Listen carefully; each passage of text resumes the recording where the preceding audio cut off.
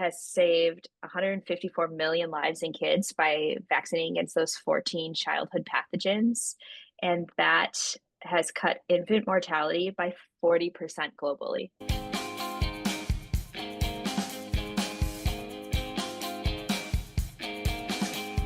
Okay.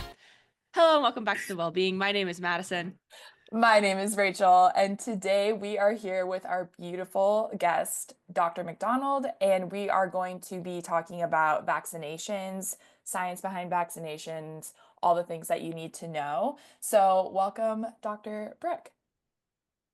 Thanks for Hi, being I'm here. so Thanks for happy to be coming. here. We're so excited. Can you just tell us a little bit about you and who you are and just background of why we have you on the show? Yeah. Yeah. Um, so I'm Rachel's sister. So thank you for calling me beautiful. I'm also 3 months now postpartum, so that feels really good. So I'm a proud mama to a first baby, and then I am a complete science girly. I studied genetics in college, and then have an osteopathic medicine degree from Kansas City University and a master's in bioethics. And I'm a board certified internal medicine physician, and then currently doing additional training in pulmonary and critical care in Seattle. You're a Yeah. smart human. We Basically, she's a appreciate you being genius. here. Like I said she's beautiful, but that was like the least like complimentary thing about her because she has all the things going. Thank you And so this, much for coming. yeah. And Oh, thank you for being highly qualified to talk about this topic. You are, and especially compared to like there's so much stuff going on social media right now with people just talking or feeling like they know one thing about immunizations or they like saw a screenshot of the name of a study and they're like, "Oh, I know everything about this. I'm going to promote it to the world." And now everybody will see my very prejudiced view of this one thing that I saw. So, we are super excited that you are here and you are very qualified to talk about all this. So do you want to just get started and talk a little bit about the science behind vaccinations in general? yeah. So I think one thing is just like vaccines and immunizations are used interchangeably, and it is really cool how they were developed. So there's a bunch of different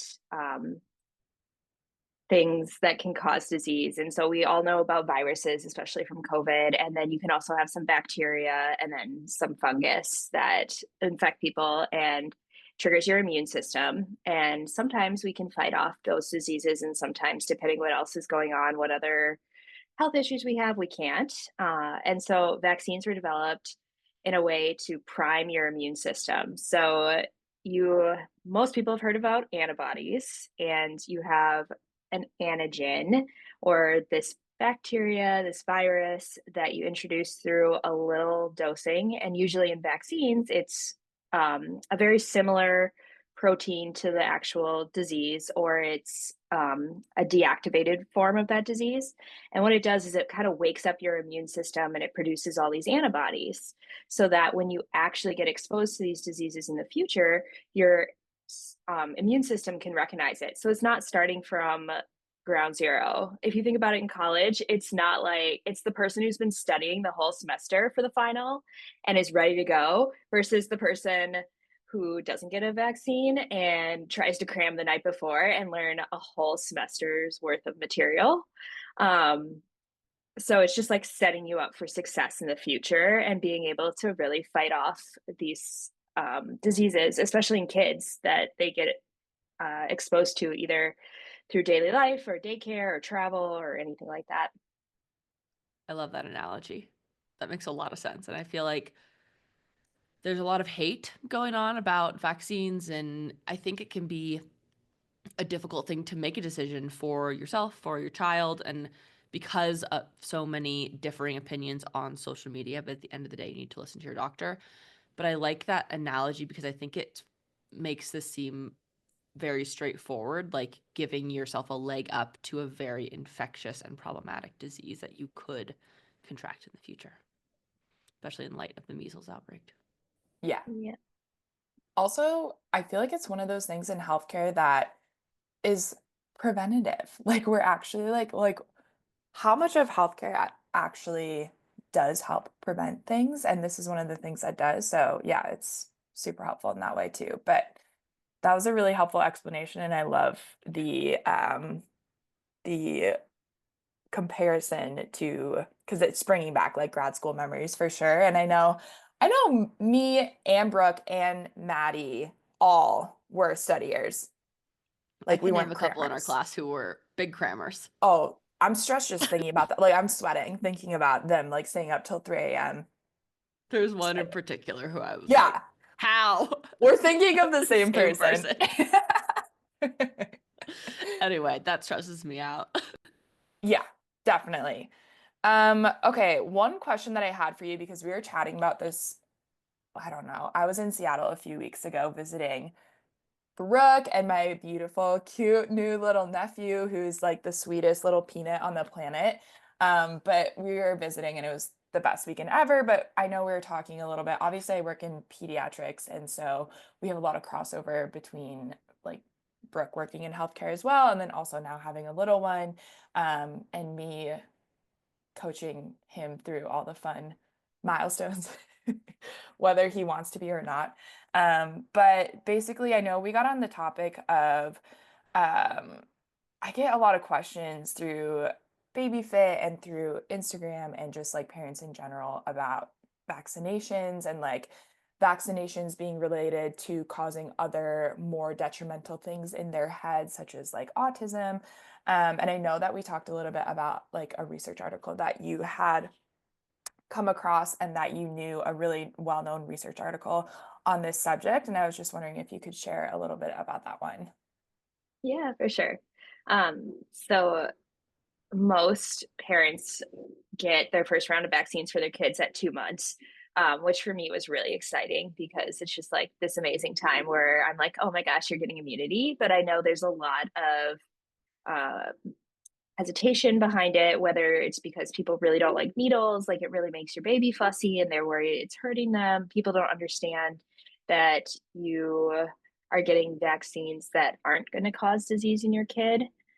People are worried about getting allergic reactions to vaccines. And then just with everything in the news and this widespread, um, especially this autism case, it's understandable why people are nervous about getting vaccines. And I think that's really valid. But the thing that's really sad is so there was a case that was published in the Lancet, which is a really popular medical journal in England, by Andrew Wakefield in 1998 that looked at 12 kids. Um, and what he found in this article that got published claimed that getting the MMR vaccine or the measles, mumps, rubella led to autism in these kids. And then, um, unfortunately, this got published and it had such a detrimental effect. Like, measles was really well controlled. Vaccinations have been used for decades to help control diseases. It's why we no longer see smallpox.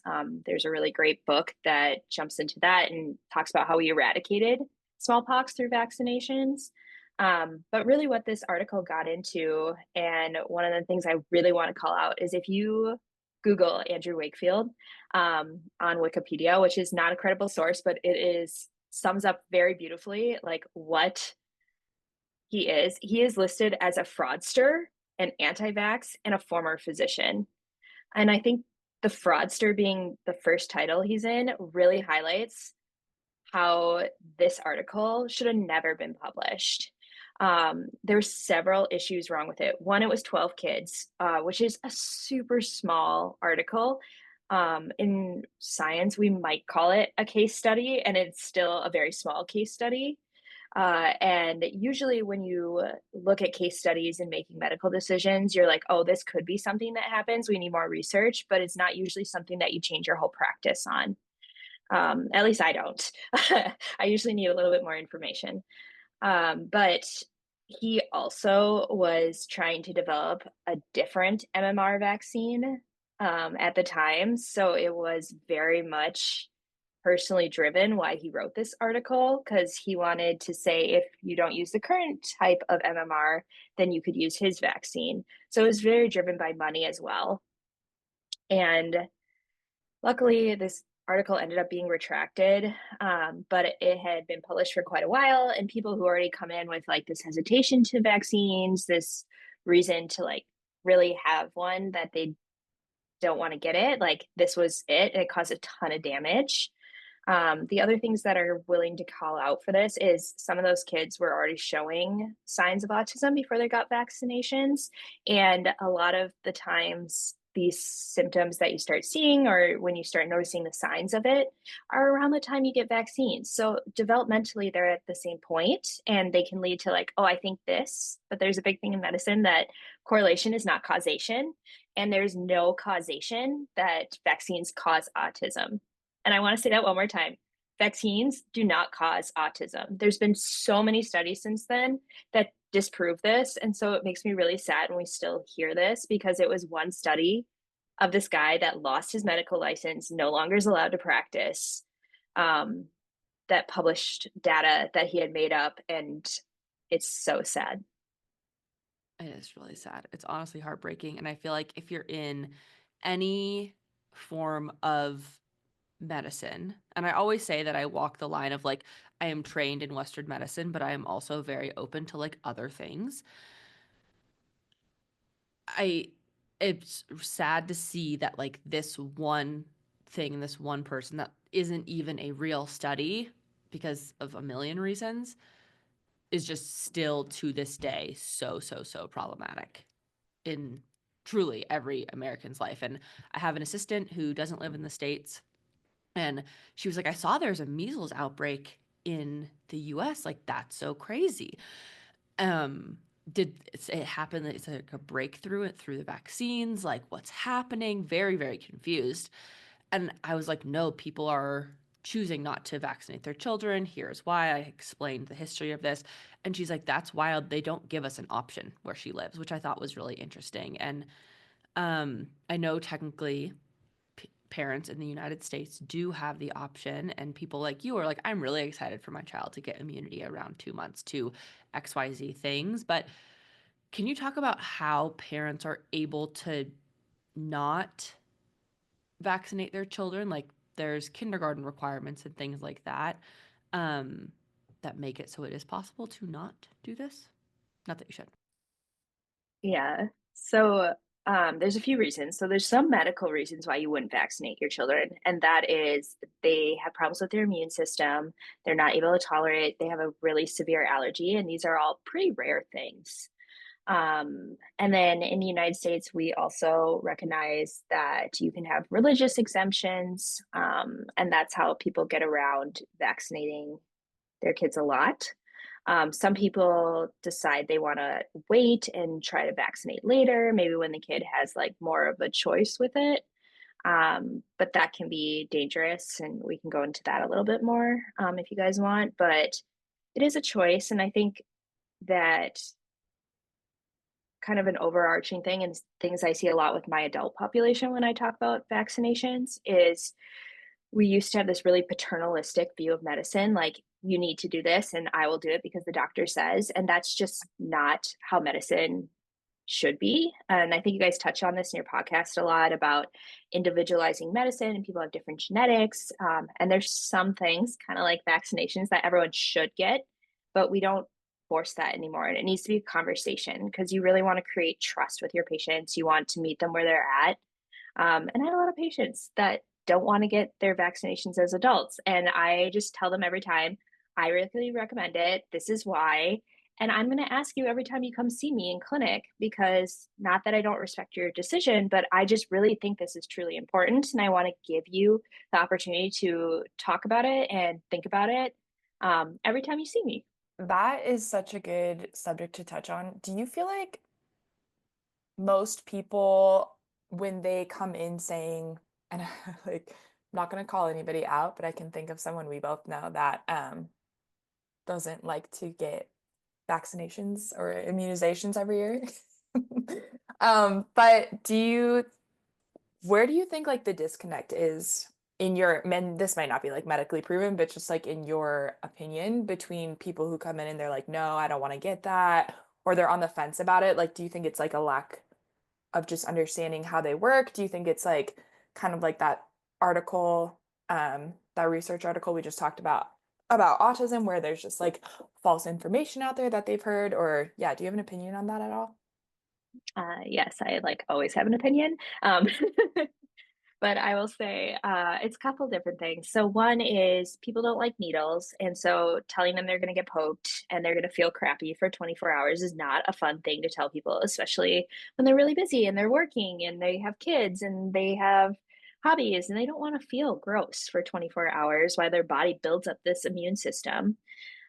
Two, I will say the medical community has not always been great with different populations of people. And so there's some marginalized populations that have not been treated well by the medical community. And there's really, really valid distrust there. And they don't want to be felt like an experiment. So even though it's a proven thing, they are battling decades of being treated not well. And you just have to regain that trust. And then the other one is um, we are lucky enough to live in a country where we don't have a ton of disease. We have access to clean water. We have good hygiene. And some of these diseases we talk to people about, they don't think they're going to happen to them. And we saw that a lot during COVID. Like, I'm not going to get COVID. I'm not going to go outside. And then people who have all these other comorbidities, or they're like, I know someone who had COVID and they were fine. And you just can't compare other people's journey to yourself because people have different medical issues. But people really rationalize things based on like their case study, which is that one person they know that did this and did fine. Um, and so I think part of it's just like the distrust, the medical mistakes that have been made in the past, fear of needles, and then people live busy lives and are lucky enough to live in a country where this isn't always life or death. Okay, awesome. That was a really good explanation. And I think, yeah, we don't think of all of those things all the time. And I just want to say how you present information and just being like super non-biased and understanding is really cool. Go you. You're really good at that. Um, okay, so I know one of the other questions that we had was, and that you're really like a pro topic on being a physician and then also being like a world traveler and having to get multiple immunizations, vaccinations, all the things for places like going to, were you in Africa last year, right? Uganda? Yeah. Yeah. Yep. And I know you've talked to me through your experience of getting like yellow fever and things like not the vaccination for it, not actual yellow Yeah. fever, because that would be terrible. But yeah, do you want to talk to me or talk to us a little bit about adult vaccinations, maintenance, things like that, what people should consider from your professional opinion and why? Yeah. Um, I think one of the things, like circling back to kids, so there's 14 diseases that you get introduced to as children that they vaccinate against, and all these vaccine schedules are really based on where your immune system's at, and then how likely you are to be exposed to this disease. So in kids, like they put everything in their mouths, they're around everyone, so all their vaccines are really towards the beginning. And then as we get to adulthood, people quit going to the doctor as much. Everyone goes when they're peds, and then once you get to being an adult, you don't always think about what else you need. And so like health maintenance, a big part of it is vaccinations, and that can start when you're 18 and going to college, and it really depends what you're getting exposed to. So in our younger adults, we think about like HPV vaccination to prevent cervical cancer. We think about meningitis vaccination, especially for anyone who lives in close quarters. So college students living in the dorms, military recruits are another big one where they're all living together. You want to prevent that. And then as we get older in our more adult population, I don't even want to, or like geriatric population is one of it. Like before you become geriatric, like there's a bunch of vaccinations to think of. And this is like your yearly flu, this is your yearly COVID. These are things that are going to keep you out of the hospital. These change every year, and that's why you have to get them yearly, is because they're a prediction of what the flu season's going to look like that year. Um, Other really important ones are the pneumococcal vaccine, and then the CDC recently approved RSV, which a lot of people have heard about this year, just because this year was such a terrible RSV influenza year. And that can be approved in older adults too, and that all these are meant to really boost up their immune system. It doesn't mean you're not going to get these, but it means people who get the pneumococcal vaccinations, people who get RSV, COVID, influenza, they're people who are able to stay at home and recover versus being really sick and maybe even coming and seeing like me in the ICU or the intensive care unit, because they have that priming of their immune system and they're just able to fight it a lot better. And then kind of circling back, sorry, to your travel question, that was like the other thing that's really big is people love to travel. People don't always think about that you need to get vaccines when you travel, especially for like typhoid is a big one. Making sure your hepatitis B, hepatitis A are up to date. And then depending where you go in the world, there's different and what your activities are. Like I'm very adventurous. I like to go outside. I've gotten my rabies shot. I've gotten Japanese encephalitis. If you want to go to Uganda, you actually have to get a yellow fever vaccine. It's required to get into the country. So it's really important if you're traveling too to go see a travel doc and make sure you have all the vaccines you need to keep you safe, and to make sure it doesn't ruin your trip because a lot of people spend a lot of time, money, planning on these things, and it'd be really a bummer to not just get the vaccination that's going to keep you from being ill and having like diarrhea or fever or anything else or getting med backed out of a country Or dying. Yeah, worst or case dying. scenario. Yeah. Dead. No, I think it's important. I also think it's really easy and straightforward to go to whoever your local travel doc is. I went to India in October, and going there, I think I needed an updated typhoid and I think maybe hepatitis, but I think it was up to date. I don't know. I got all of the things that I needed, and they were super straightforward. They're like, here are the 4 things that you probably should get. We have them all here, and if they didn't, they were like, we can order them for you or whatever. And it was very easy, very straightforward. And I am a person who hates needles, hates them. I bit my mom when I was 16 and I was on Xanax getting a shot, like a flu shot. Like, really hate them. I'm so much better now, but Wait, I did not uh, know this about you. oh yes, oh yes. They used to have to sedate me to give me the flu shot because my little brother had asthma as a kid. And so we always had to get the flu shot, just like in our family, to make sure that he didn't have to go to the hospital because he had to go to the hospital a couple times when we were little. So that was like one of the things all the doctors recommended. And so I always, always, always got it. And at one point they gave me like the nasal one instead because they were like, we cannot deal with this child. We'll order it special for you. And then I think I had to get like a flu shot and my blood drawn or something. And I was 16. Like I had a full mental breakdown. Like I freaking hate needles. I still can get my blood drawn now. I just like don't look. A lot of breath work has gone into that, but I think that it's an important enough thing to where like you got to face your needle fear, friends. You have to. I am one to talk about it. Trust me, it's a rough situation. I also hate being afraid of needles, but it is a very real thing, but not a reason to not get a vaccine. Yeah, those are my Oh my thoughts about that. gosh. Yeah, that's bad. That's bad. My mom like went she like hold me like this, like hug me kind of, and I bit her like right here in the traps. She was pissed. Rightfully so. Wait, Maddie, I have a question for you. Yeah. Would you rather get a vaccination or Uh-huh. would you rather drink hot water, flavored water? Oh, hot flavored water. I hate soup and coffee and tea. Ugh. Um, so I actually got the flu shot last week. Yay! Go You me. did it. My doctor said I should. So This is here we coming are. from someone that can swallow like 30 pills in one swallow. It's not any bigger than the amount of food you chewed to swallow. It's not. It's not any bigger. Okay. Yeah. Anyway. Needles are a very fair fear, I think.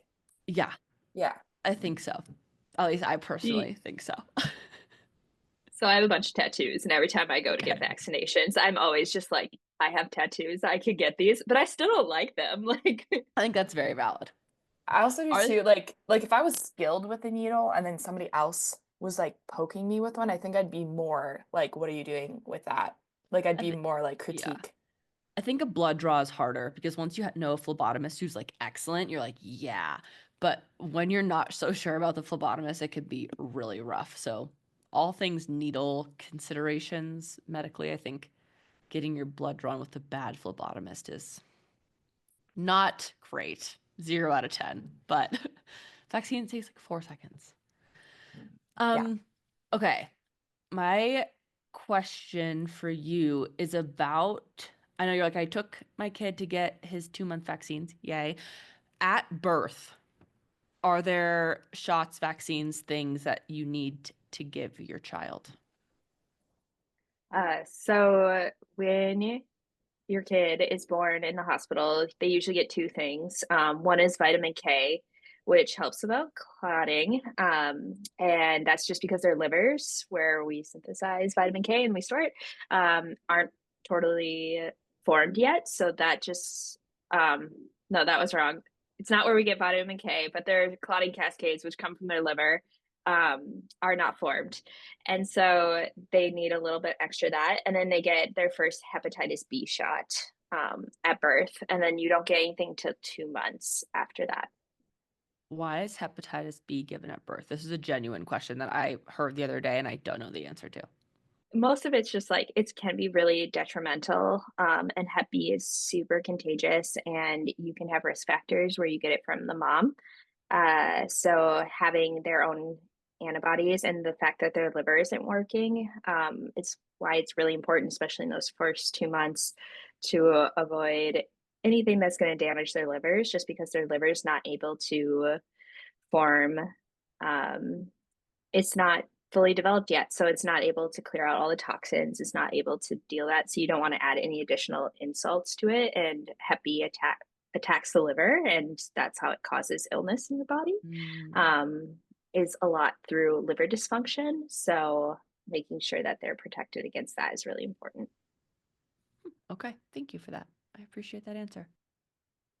I think, can you, and I feel like a few rules, not rules, but like some other like extra precautions that you set for you and your family was, especially during the first 2 months, like everybody that was nearby was vaccinated with like flu, COVID, tetanus. Yes.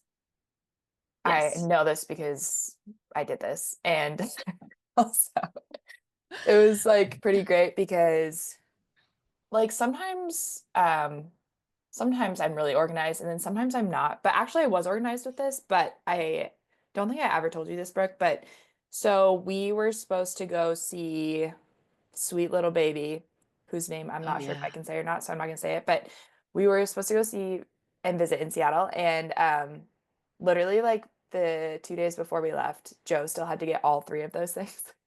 And so he went to Target and like got all three of them in one night. And now because I was like, we got to get this done. We're supposed to go like literally immediately. But actually, I think it was before Christmas because we were both going to try and go for Christmas and then we like couldn't Oh, for the dogs and stuff like that. So it was before Christmas. So technically it was like Classic. way before February, but like also, yeah. Anyways, Classic husband move. classic.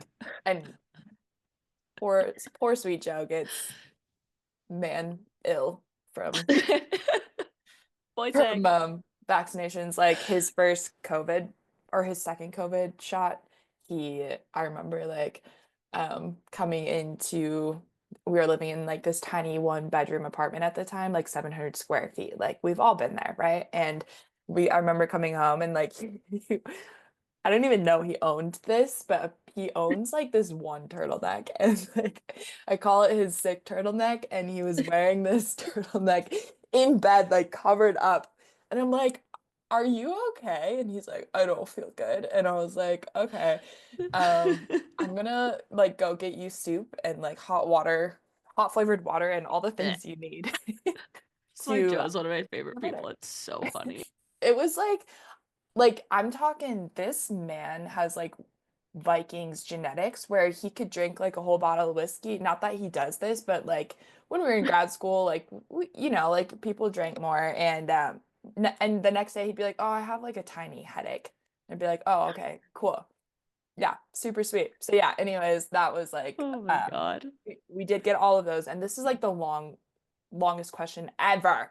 But what other things would you recommend, like especially early on before they get all of their vaccinations at 2 months? Um, so when you're pregnant, you have to get your flu shot, your COVID shot.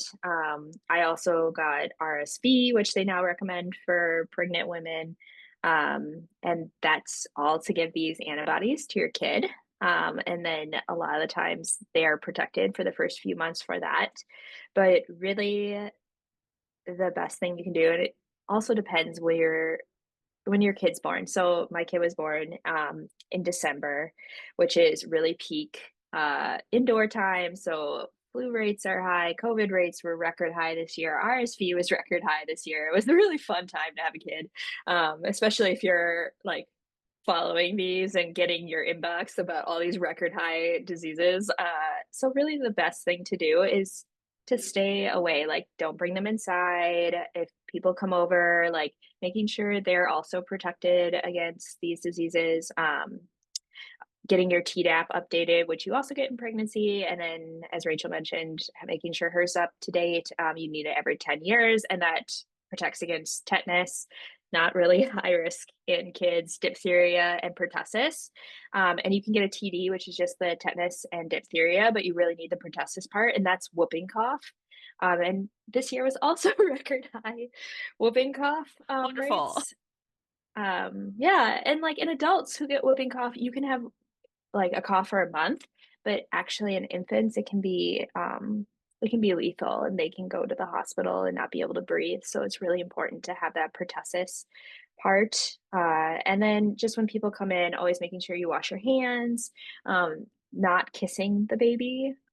If you're mom or dad, it's okay, but if you're outside that bubble, or if you have like a little bit of a sore throat, a little bit of congestion, just kind of like staying away from the kid too, because things that aren't a big deal to us can actually be really, really significant in our wee ones who are trying to learn how to like actually exist in the world, like just eat. So don't give them something else to stress about. Wee ones. I'm naming the podcast that. That's my favorite. Um, I have another question, which I don't know if you have an opinion on this or not. I'm assuming you probably do because you like do have opinions sometimes, but I have been asked by friends or like I've seen a lot of people lately to um that instead of getting, because how many, we could call him Baby Squish. How many, because that's kind of what we've been talking about, but how many vaccinations did he have to get at his 2 month? Yeah. And just as a side note, we call him Squish because he just like squishes his face He's up. very And squishy. I'm pretty sure his Patronus is a blobfish. Um, so we've just been calling him Squish. um, but aside from that, he got two pokes and one oral vaccine. So the pokes were, oh my gosh, they group a bunch of them together. So it covers a bunch of things. Um, I have to look up what everything is, but the oral one is for rotavirus, which could be a really terrible diarrheal disease. And then I think it's pneumonia. I think he got a TD, Hep B. I can look it up. Let me look. No, no worries. I Okay. think something that I've been asked or like somebody has brought up to me was like instead of getting so many, but I thought it was more pokes than that at the 2 month, but maybe it's just different for I think different. a lot of people who want to vaccinate their kids but are afraid that it's going to, quote, cause autism or other inflammatory problems is they want to like extend the vaccine schedule. Like they want to give them one on this day and then 3 weeks later give them a different one and like bring them back to the pediatrician, which I don't know who has time to this, but people do. Um, and kind of like extend the vaccine schedule. But I also see the opinion of like there are phenomenally genius chemists who came up with these things to not interact with each other so that your child can safely get them at one time. Anyway. So I think what you're asking is like how to prevent it. And like some people work with parents if they're worried about too many pokes. And I just looked it up. Okay, so at his 2-month visit, he got pneumonia. And then they've done a lot of research to Maddie's point that combines a bunch of these. So it used to be a lot more pokes, but he got one poke, and this covered the diphtheria, tetanus, Hep B. He got pertussis, polio, and H flu or H influenza B, and all that was in one. So it was a lot of immunity, but it was only one poke. And there is a council that looks at all this. So it's the ACIP, or the advisory, I think it's Advisory Committee of Immunization Practices, and they meet 3 times a year. They look at the vaccine schedules, and all these vaccine schedules are based on when you're most likely to run out of immunity, whether that's from your mother's antibodies or breast milk, and then when you're going to be exposed to these diseases, and really making sure it's preventative so that you're getting vaccinations before you are at risk for getting them. So it's important to stick to the vaccine schedules as much as you can. However, sometimes you have to deviate because people are sick, or if you don't want to do 2 shots in a day, you can spread it out and you try to do it closer. But it is important to kind of like stick in the general time frame. Like you do not have to get it exactly on their 2-month anniversary, but like very close to that area. That makes sense. Yeah, that is what I was trying to ask. So thanks for deciphering my question, both of you. No problem. I've been on TikTok lately. So this is, I mean, what I get targeted with is like the pros and cons with it, which I think is very interesting. I can send this to Rachel too, but the CDC has a really nice list, and it kind of like walks you through like why we vaccinate, why it's important to stick to schedules, what's actually in vaccines. So it talks about like what preservatives are in there, and then what active ingredients, and at least based on that, mercury was not listed, and I can't imagine it would be. Maybe it was in the past, but I do not think that is something we do now. We know it's bad for you now. Yeah. But I also know they make like, if you are afraid of the preservatives, like I recently got the preservative-free flu shot.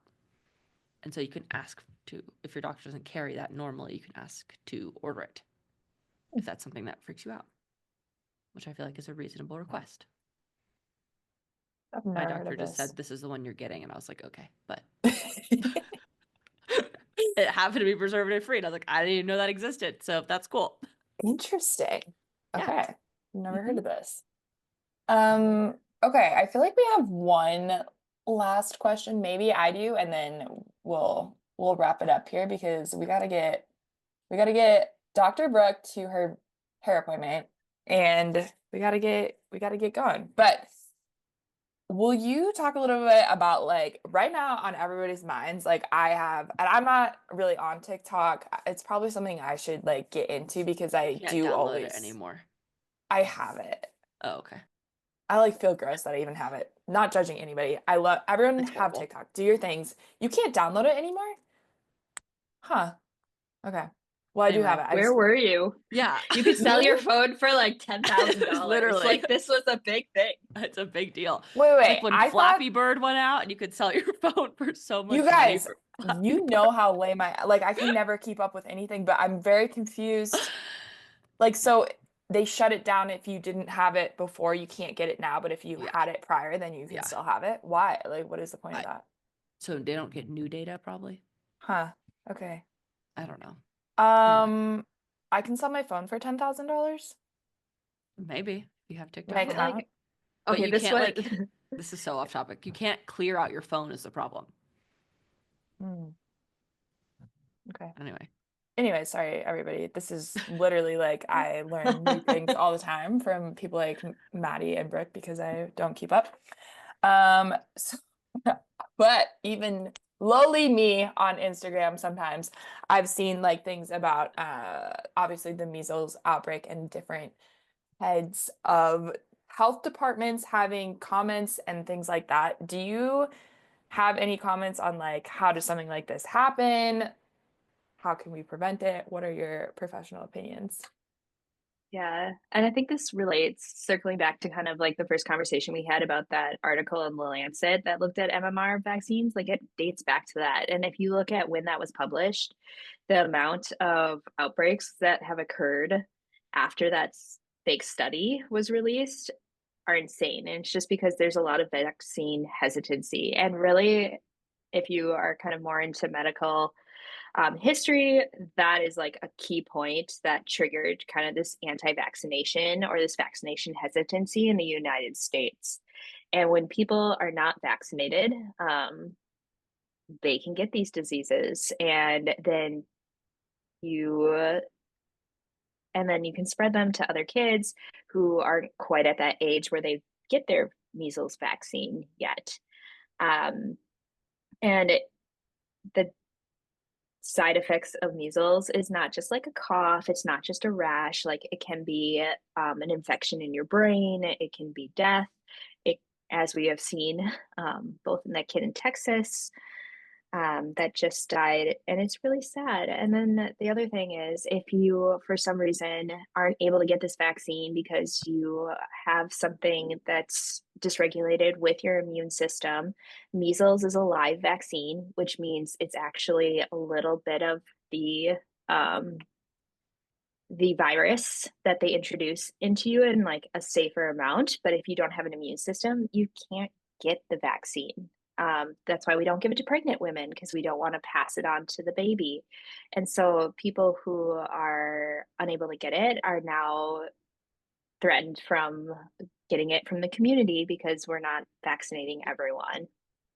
Um, I have, if you don't mind, I do have one study that was talking about vaccines that was published in the Lancet, and I just think it's really powerful. That the measles vaccine, since it was developed, has saved over 94 million lives in the last 50 years. 94 million.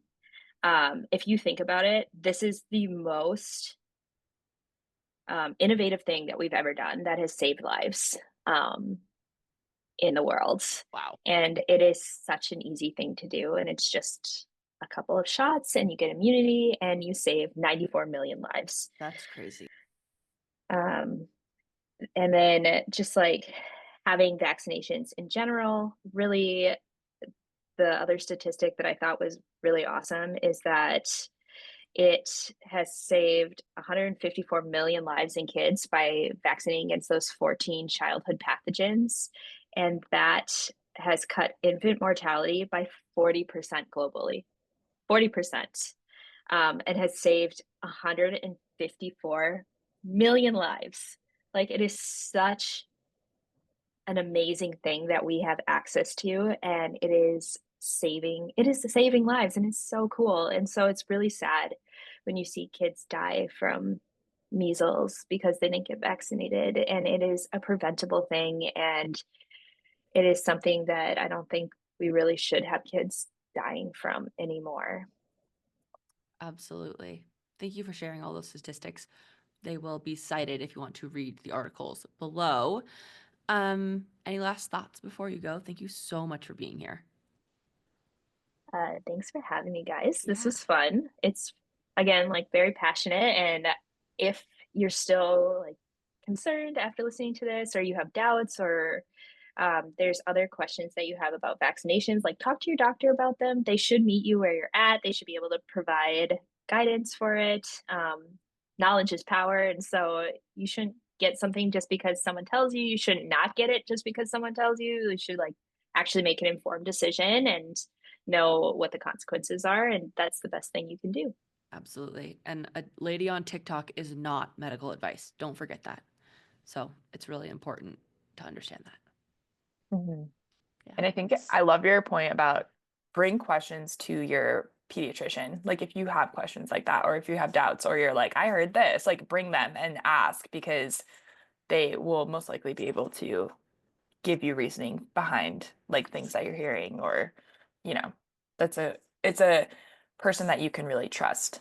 your care with. So yeah. Yeah. Okay, Thanks. can I, one more thing. So it Yeah. should be a person you trust. And if you don't like your doctor Yes. or you don't feel like you're getting answers, like get a different doctor. Like it's okay. Not everyone's gonna like click with their doctor. Not everyone's gonna have that trust, but you deserve to have that. So advocate for yourself and find someone who works with you and really gets you where you both want to be, which is the healthiest version of yourself and the healthiest version of your child. I love that. That's great advice. Yeah. I think that's a Yay. great spot to end. Thanks so much. Thanks, guys. Bye. Bye. Bye.